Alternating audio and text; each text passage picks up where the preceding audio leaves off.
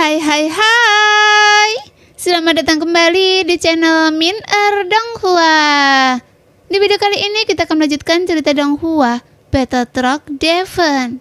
Ayo langsung aja ke alurnya. Pinggiran tempat tidur Sun-er yang berbaring di dada Xiaoyan terasa seperti air. Wajah cantiknya sedikit memerah, namun ekspresi wajahnya menunjukkan kepuasan yang telah lama hilang. Saya sudah mendengar apa yang dikatakan semua orang tentang saudari Cailin. Jangan khawatir suamiku, dengan bakat saudari Cailin, dia pasti bisa meningkatkan kekuatannya dan menjadi keberadaan salah satu orang yang kuat di Sensi, kata Sun-er sambil tersenyum. Bagaimanapun salah satu kelebihan Sun-er adalah indera penciuman yang tajam. Jadi meskipun Xiaoyan tidak menyebutkan apapun, tapi dia masih bisa melihat kekhawatiran di hati Xiaoyan. Jadi dia menghibur Xiaoyan. Mendengar itu, Xiaoyan hanya tersenyum dan berkata, Sun-er, bagaimana Anda menghabiskan waktu yang sepi dalam waktu yang lama? Mendengar apa yang dikatakan oleh Xiaoyan, tangan Sun-er tidak jujur, meluncur di atas sosok berkontur Xiaoyan. Kemudian dia memegangi wajah Xiaoyan dengan kedua tangannya. Tentu saja, saya juga selalu merindukan Anda. Tapi ada juga Xiaolin dan Yuli di sisi saya. Sekarang anak-anak sudah dewasa dan mereka sangat bijaksana dan sering datang untuk mengobrol dengan saya. Meskipun bakat Xiaolin tidak sebaik Yuli, tapi dia juga telah bekerja sangat keras. Dan kekuatannya sendiri telah mencapai level dewa pertarungan bintang 9. Sebelum Xiaolin pergi, dia telah lama berlatih di dunia bawah.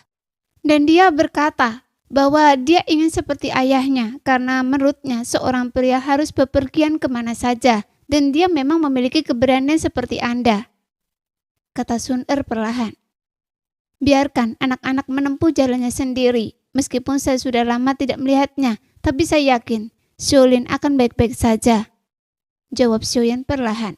Bagaimanapun dalam tubuh Xiaolin ada darah Xiaoyan yang mengalir melalui dirinya. Jadi samar-samar Xiaoyan bisa melihat darah itu terhubung dengan darahnya sendiri.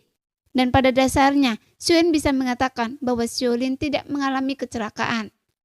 Lagi pula, Xiaolin adalah anak dari Xiaoyan, dan Xiaoyan memiliki aura yang agung. Jadi secara alami, anak-anaknya akan terlindungi oleh aura tersebut. Seperti lonceng warna-warni yang menyelimuti mereka. Bersikap terlalu protektif bisa menjadi kontraproduktif. Terkadang Anda harus melepaskan kebiasaan Anda yang lama. Mendengar itu, sosok Sun-er tiba-tiba menjadi lebih baik dan lebih tenang. Karena sentuhan lembut seperti awan yang dibelai oleh tangan Xiaoyan membuatnya merasa jauh, rileks, dan bahagia. Dan dia tidak bisa tidak memujinya. Segera Xiaoyan berbalik dan menekan Sun-er di bawahnya lagi. Sekarang, meskipun masih ada banyak orang di luar yang akan merasa malu, sehingga pipi Sun-er bengkak dan merah muda. Seperti apel matang yang sepertinya memancarkan aroma manis, yang membuat sudut mulut Xiaoyan sedikit terangkat. Karena seperti yang dikatakan Sun-er, tidak ada yang bisa menggantikan posisinya di dalam hatinya, dan Sun-er harus menikmati momen ini. Pada saat ini, Xiaoyan memandangi tubuh Sun-er yang tanpa cacat di depannya. Pikirannya dipenuhi dengan kegembiraan, sehingga Sun-er benar-benar merasa seperti di rumah sendiri. Membiarkan dia berhenti dan menemukan pelabuhan yang tenang di sungai yang deras. Kemudian Sun-er menempelkan pipinya yang panas ke dada Xiaoyan dan perlahan menutup matanya, seolah-olah dia sedang menikmati momen kenikmatan itu. Apakah kalian semua tidak iri? Ye Beijing mengembungkan pipinya dan terlihat sangat tidak senang. Namun Zeni, Xiuqi, dan King Mu'er yang berada di sampingnya sepertinya tidak menganggap ada yang salah.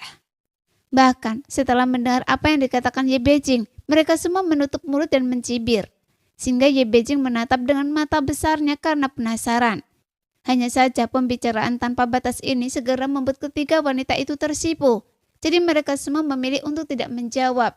Karena dengan pemahaman mereka tentang Xiaoyan, mereka semua tahu apa yang ada di dalam hatinya. Pada saat ini, dalam 10 hari ke depan, pipi Ye Beijing menjadi semakin memerah.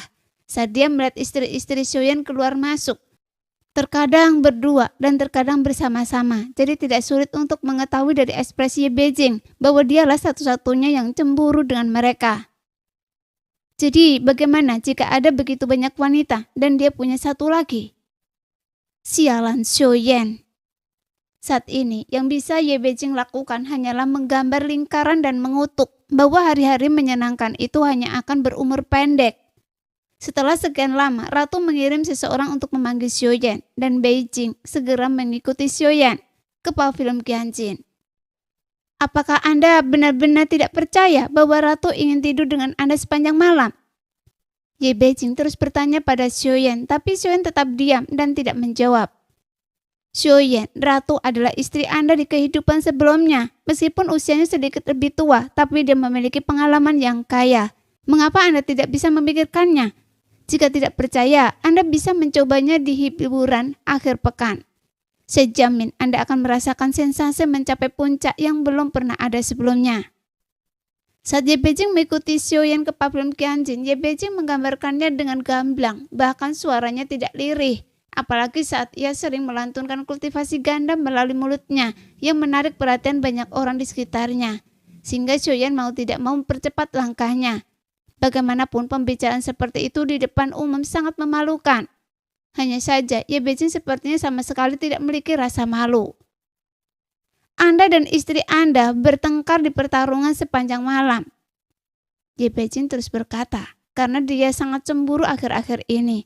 Meskipun dia hanya berpura-pura bersikap bijaksana dan berperilaku baik sebelumnya, tapi dia sama sekali tidak mendapatkan respon Xiaoyan. Tepat ketika Xiaoyan mendengar itu, Xiaoyan berhenti dan ada kemarahan di wajahnya. Kemudian dia tiba-tiba menatap Ye Beijing. Saat Ye Beijing merasakan tatapan marah Xiaoyan, dia segera mengerutkan bibirnya dan menjadi diam. Kemudian dia mengikuti Xiaoyan dalam diam.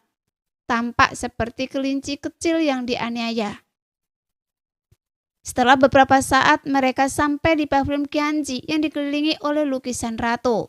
Tanpa kecuali, tokoh protagonis dalam lukisan itu semuanya adalah Xiaoyan. Jadi Ye Beijing melihat sekeliling dengan rasa ingin tahu. Kemudian matanya bersinar karena terkejut. Nanfu, apa yang terjadi? Xiaoyan bertanya setelah mendekat. Ratu meletakkan kuas di tangannya dan mengangkat kepalanya untuk melihat Xiaoyan. Menurut informasi yang saya terima, ada jantung api yang telah lama hilang di antara mereka.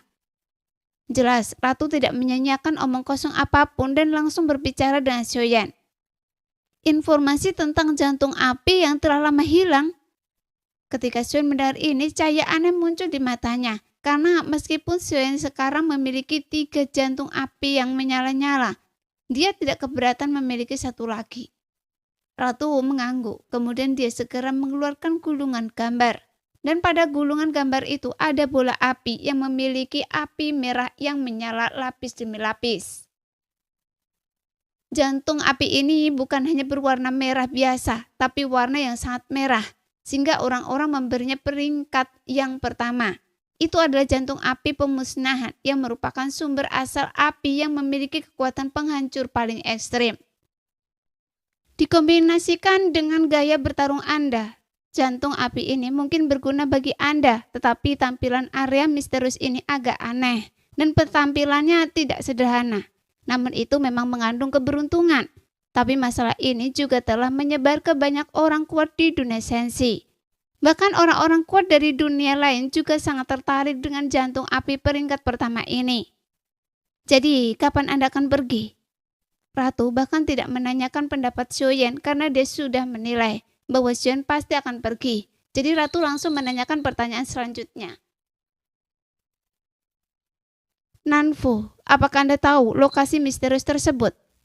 Seberapa jauh lokasi itu dari alam dewa kuno? Xiaoyan menjadi bersemangat dan segera bertanya. Lokasi itu terletak di kehampaan Nanling. Jika Anda ingin pergi sana dari alam dewa kuno, terdapat formasi bergerak yang besar dan Anda dapat mencapainya dalam waktu kurang dari setahun. Mendengar itu, Xiaoyan mengangguk sedikit dan sekarang dia benar-benar bingung dengan jalan selanjutnya. Meskipun dia sekarang telah menembus ke tingkat ketiga keabadian dewa, tapi dia masih perlu mengaktifkan aturan 9 elemen. Dan jika Xiaoyan di sini berkembang dengan cepat, Dia harus menemukan kekuatan sumber asal, dan ini mungkin merupakan cara yang baik. Setidaknya jauh lebih baik daripada budidaya ganda dengan Y Beijing. Tapi sebaiknya tetap di alam dewa kuno terlebih dahulu, karena Longyi sedang dalam perjalanan ke sini. Jika Anda ingin pergi sekarang, mungkin si kecil ini akan sangat kecewa. Ratu segera mengingatkan Xiaoyan. Nah, demikianlah video hari ini. Terima kasih sudah selalu menonton video Min sampai selesai. Sampai jumpa lagi di video selanjutnya. Bye-bye.